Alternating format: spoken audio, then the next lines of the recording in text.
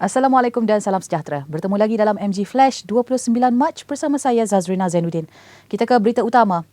Tarikh temu janji bagi fasa kedua program imunisasi COVID-19 kebangsaan akan diberikan mulai 5 April ini. Menteri Sains, Teknologi dan Inovasi Khairi Jamaluddin Abu Bakar berkata, tarikh itu akan diberikan melalui aplikasi MySejahtera, panggilan telefon dan SMS 2 minggu sebelum suntikan vaksin diberikan. Tambahnya, kerajaan akan memulakan fasa kedua program imunisasi COVID-19 kebangsaan PIK pada 19 April ini yang akan memberi keutamaan kepada warga emas. Menurut Khairi, setakat ini 2 juta daripada 9 juta golongan sasar untuk fasa kedua telah mendaftar. Dalam perkembangan berkaitan, Khairi memaklumkan seramai 7,235,436 orang telah mendaftar bagi mendapatkan suntikan menerusi program berkenaan. Katanya jumlah itu merupakan sasaran 30% yang diharapkan terhadap penduduk berusia 18 tahun ke atas. Jelasnya peningkatan itu adalah sangat menggalakkan dan pihaknya berharap agar lebih ramai lagi yang akan mendaftar program selepas ini. Berita seterusnya. 4 sekeluarga termasuk 2 kanak-kanak maut selepas kereta Pro 2 Myvi dinaiki mereka bertembung dengan trailer membawa muatan kereta di Jalan Bentong Raup awal pagi tadi.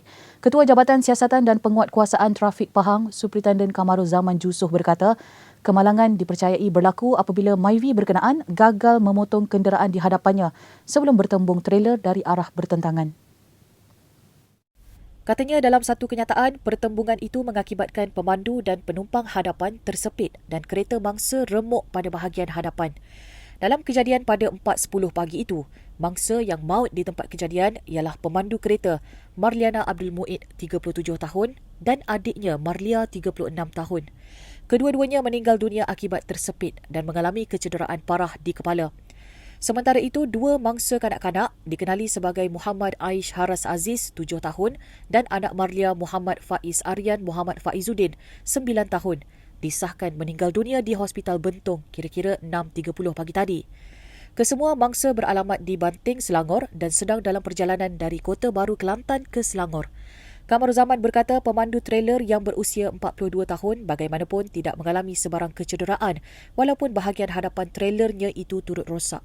Kesemua mayat mangsa dibawa ke Hospital Bentong untuk bedah siasat dan siasatan lanjut dijalankan mengikut Seksyen 41-1 Akta Pengangkutan Jalan 1987. Taktik 3 lelaki mengaburi mata pihak berkuasa menjalankan aktiviti penyeludupan beras di sebalik pakaian dan peralatan sembahyang sejak 6 bulan lalu terbongkar. Pihak berkuasa merampas keseluruhan 13 tan beras pelbagai jenama dipercayai diseludup dari India. Turut dirampas adalah sebuah kontena.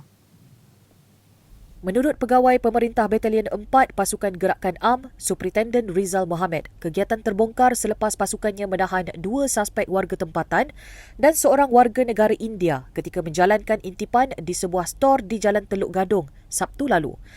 Hasil pemeriksaan di gudang, polis menemui sebanyak 214 guni beras, 459 kampit beras dan 200 kotak beras pelbagai jenama dipercayai tidak bercukai dengan anggaran seberat 13 tan.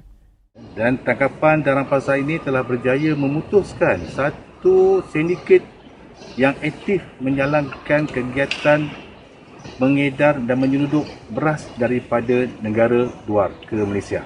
Dan kita percaya tangkapan ini juga merupakan satu kejayaan besar kepada Batalion 4 PJS Semenyih kerana inilah julung-julung kalinya PJA Batalion 4 Semenyih berjaya menangkap dan merampas beras dalam kuantiti yang begitu besar.